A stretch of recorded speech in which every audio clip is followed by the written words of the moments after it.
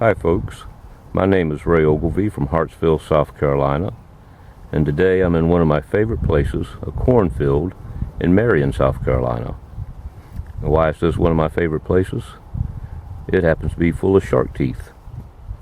Now that may seem strange since we're about 40 miles from the ocean, but many years ago this place was underwater. Actually about 65 million years ago, back when the dinosaurs were still living. So how did shark teeth wind up in this field? Well, if you look across the field, there's a line of trees, and beneath those trees, you can't really see it, is a canal.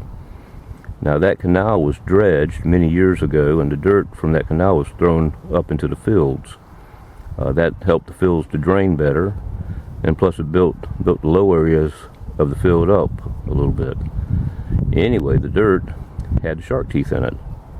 And through the years, those shark teeth have been scattered all over this field. Now, this field belongs to Blake McIntyre, who lives here in Marion, South Carolina, who's been kind enough to let me hunt here for years. I think it was his granddaddy who dredged that canal to begin with. But I do want to thank Blake. I've enjoyed coming out here, and I really appreciate it. So let's head out here and see if we can find anything.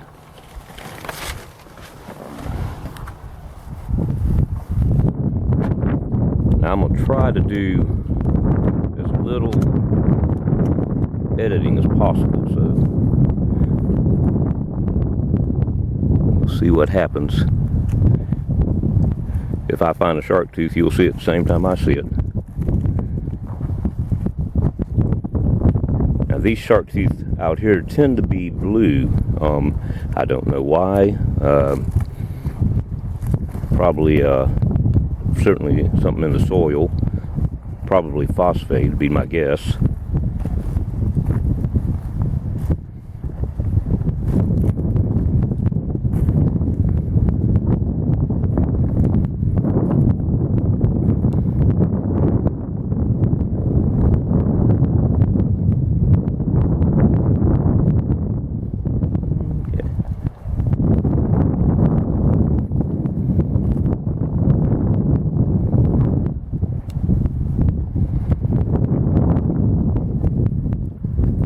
Let me know if you see anything.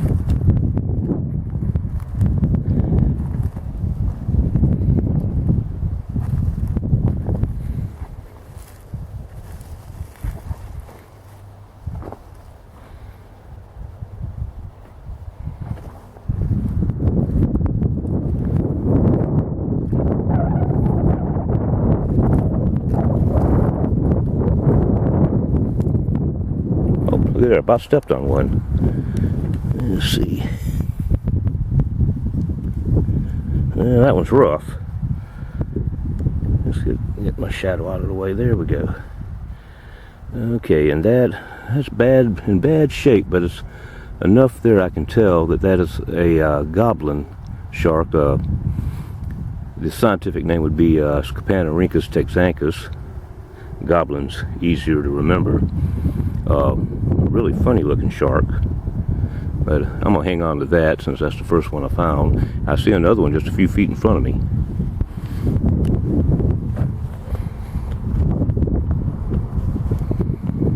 There we go, right here. Let's see what we got. Another rough one. But again, there's enough here I can tell what it is. It's a crow shark. Let's see. Squalicorax. I had to think about this. Squalicorax priestodonus. That's the larger of the two Squalicorax or crow sharks that you find out here. And I'm gonna hang on to that one too.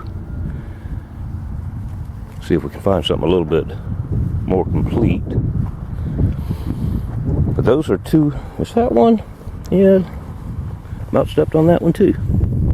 Oh my! It's trying to get away from me. Ooh, that's okay. That fooled me. Yeah, okay, that's a broken vertebra. Boy, that's rough. But that's what that is. I can see the concentric rings just a little bit. Enough of it that I can tell that was a vertebra. And probably a shark vertebra. I guess technically I should say a shark disc. I don't know if they would really be considered vertebra, since shark is cartilaginous. I can't say that word. Yes.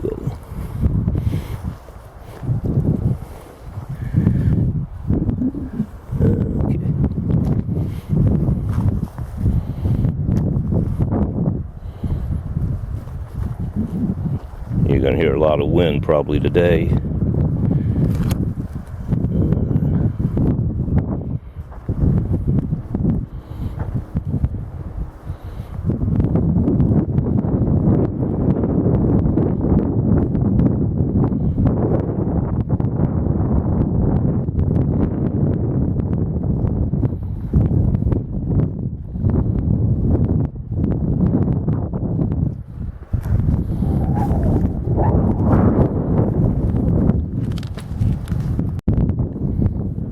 Okay, now this was really hard to see because it's so dark. The tooth is so dark. Let's see if we get down there. Now that looks like a broken shark tooth, but it's not. That's a whole tooth. That's the root right there. Not much to the root, but that's from an Encotus, a fish that lived during the Cretaceous, during the time of the dinosaurs. That was a big bad fish. Had a mouth full of these, some of them even longer than this one. It's related to the salmon, but I don't think you'd really want to tangle with this one. And here's a pretty tooth. Hope that's got the tip. Hope that tip is just buried. Okay, there it is. Yeah, that's not bad. Little goblin. Probably got most of the root.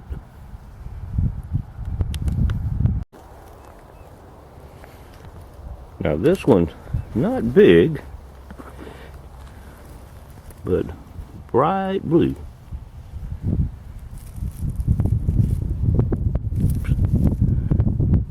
There we go. Another goblin. Okay, now I always enjoy finding any kind of fossil, but now this is what you really like to find. Can you see that one?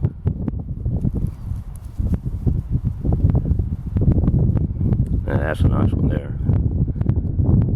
That's another goblin. That's a big goblin. That's I'm guessing that's about 1.5 inches long there. That was a big shark. I don't know if you can even see this. Flip this over. Yep. Okay, you know what that is? Get a good look at it here. See the edges? That is a spearhead or a knife. Indian artifact. In bad shape, but that's what it is. Nice sharp edge to it. Okay, here's a different kind of tooth here. Let's see what we got.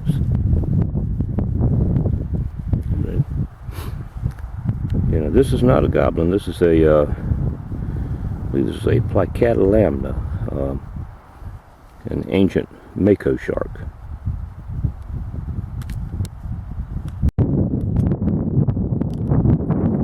Okay, here's a pretty nice tooth. Not too bad. There's missing some of the root and the tip. Some of the tip. This is a also a goblin, but now this is one of the broader teeth that I was telling you about that you'd find in the back of its mouth. This one would have been. This is for slicing more than spearing the prey. Okay, this looks like another Plicata.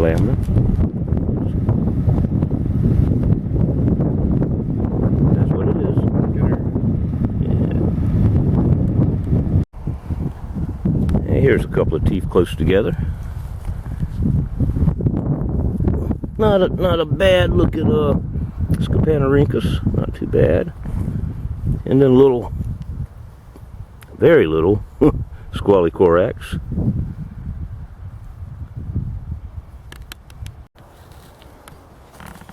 Okay, now here's a nice goblin from back further in the mouth. Well, that was pretty good. That's not bad at all there. Yeah, a little bit wider, more blade-like for slicing. Now you find so many of these goblin, and you find a few of the corax, and very few of the other sharks, but it makes you wonder what these guys were eating, because you don't find any thing like little fish vertebra. So I looked it up, and it turns out that the modern goblin, the species of goblin that's still living, mostly eats something like a jellyfish, which would explain why I don't find any fossil remains of their prey. These guys, these big old fellows here, are probably eating jellyfish too.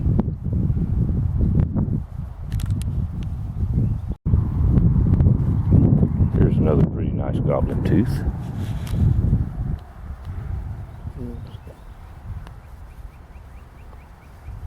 That's not bad. Real pretty tooth.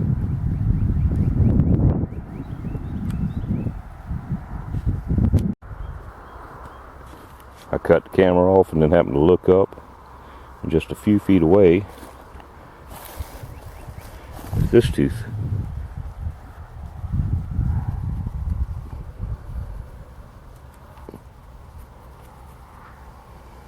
Yeah, that's a nice one. Another goblin. Another small Squalicorax.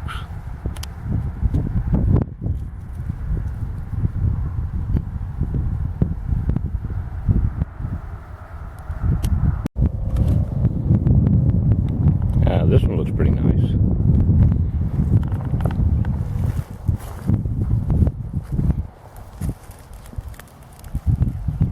There we go. Not bad. Not bad. Missing half the root, but that's a nice tooth.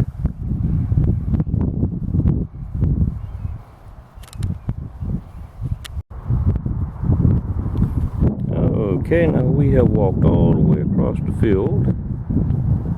I can't even see my Jeep in the camera here, but that should be it somewhere over there. Now we're on the opposite side where the canal is. Better look at the canal.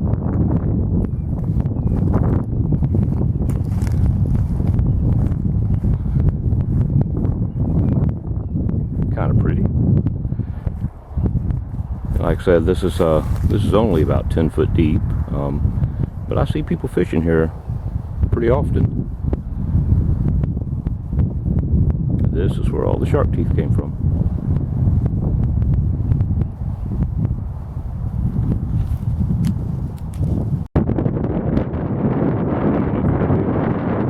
That wind has just picked up real good. This is a little black-headed lamina.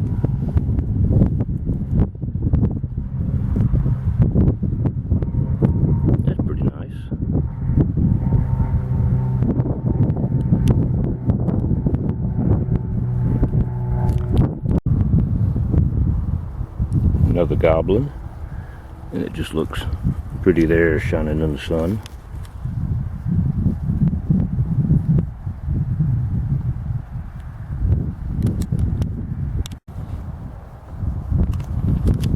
Here's another Plicata. I usually don't find as many of this species of shark.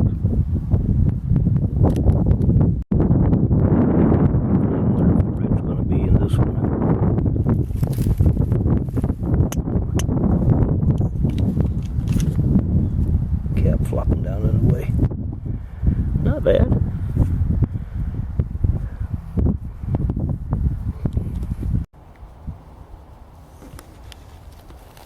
Another nice pliquette lamina.